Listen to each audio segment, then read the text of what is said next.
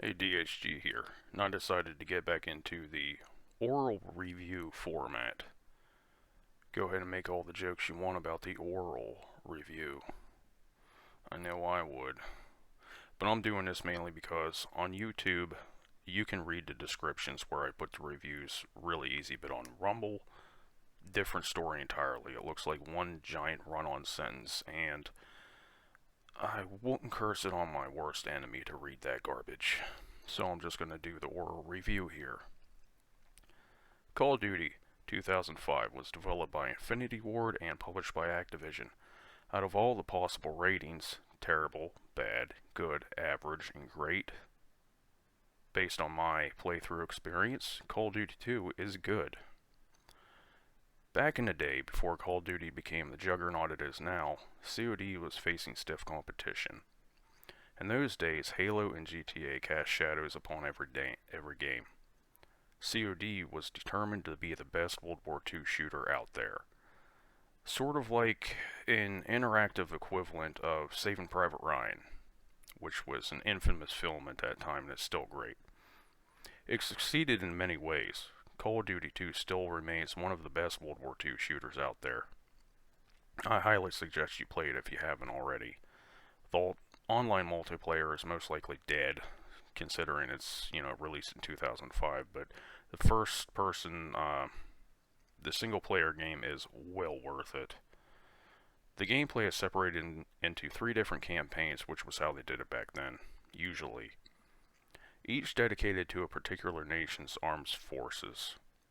The Soviet Union, the United Kingdom, and the USA. Each campaign has a unique feel to it. The Soviet campaign is centered around Stalingrad and winter warfare, giving it a feeling of bleakness and desperation, all while freezing your ass off. The UK's campaign is by far the most varied, stretching from the deserts of North Africa to the rainy cities of northern France. This is my personal favorite. The UK campaign is great. UK campaign has a bit of humor to it, and Captain Price is a memorable character. See, Captain Price isn't something new. He's been around since the first game.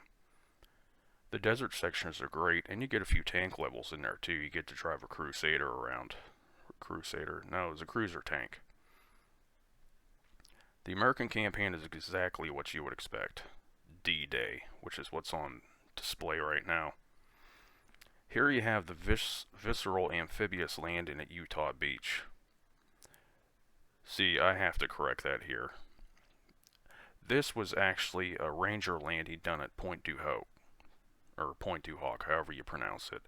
Utah and Omaha were the 2 American beaches, and right between them was Point du Hoc.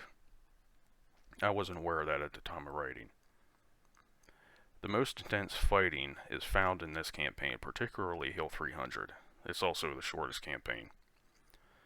Call of Duty wasn't setting the standard for the genre yet, but it wasn't far off either. Given that, I'll get into my review. Graphics. COD's always looked good, still does. Back in 2005, this game looked about as real as it could, and it was an Xbox 360 launch title. It showcased how good the 360 made games look, and it was quite a leap forward. For many people, including myself, we were playing on TVs that had native 480i, which means interlaced, display. Now, if you've never played anything in 480i, go get the nearest jar of Vaseline you can find, rub it into your eye sockets, and then try to play. It's that blurry. The jump to 720p was massive in terms of visual quality. Now, it still looks good, but it's obviously aged. The best way to play this game would be on PC. I don't own a PC version, so if you plan on going that route, check to see if the game plays well or at all on modern hardware. Some of them don't. Quake 4 being a prime example. Controls. Benchmark setting, even to this day. The most important aspect of the controls, in my opinion, is getting the view sensitivity correct, and this game nails it. This is irrelevant on PC, of course, because they use a mouse. The second important aspect is control layout and button mapping. COD has a simple control layout, and it works so well that it's still being used today. Gameplay. COD 2 doesn't try to reinvent the wheel.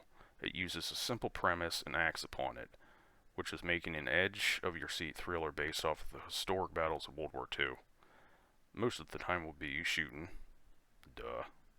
The additional objectives will be thrown in to mix up the gameplay. This comes in the form of placing explosives on tanks, defending with an MG42, which can be a lot of fun, manning a Flak 88, which is awesome, and clearing bunkers. There are also a few tank levels thrown in during the British campaign, as I mentioned already. Checkpoints are generous, so if you die, you don't have to go repeat the last 10 minutes playing. I don't think I've ever played more than maybe a minute or two back from what I already did. The sound. Superb. Each gun has its own punchy sound, and none of them sound that wimpy. Some of the Call of Duty games I played have had problems with that, but this isn't one of them. The chaos of battle immerses you. Gunfire is everywhere, Germans shouting explicatives at you. I can understand some of them. Explosions and the cacophony of war. Few games do sound design as well as Call of Duty. Each sound has a purpose and draws you deeper into the action. Music. I did not know this, but Graham Hill does the musical score for this, which would probably explain why it was so good and gets stuck in your head.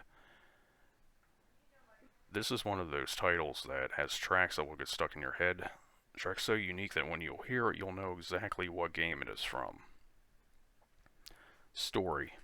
It's a World War II shooter based off of historic battles, so don't expect anything other than that. And it shouldn't be anything other than that, really. What's nice is the pre-level History Channel cutscenes that'll give a brief history lesson before getting you into the shooting. Stability and bugs. I've been playing this game since 2005 and I've never had any crashes or any bugs that have impacted gameplay in any negative way. That being said, it's very stable. Opinions? I'd like to see a remake of Call of Duty 2. We've seen Modern Warfare get both a remake and a remaster, and Call of Duty... Actually, both of them, Modern Warfares, have gotten remakes and remasters. Call of Duty 2 deserves one.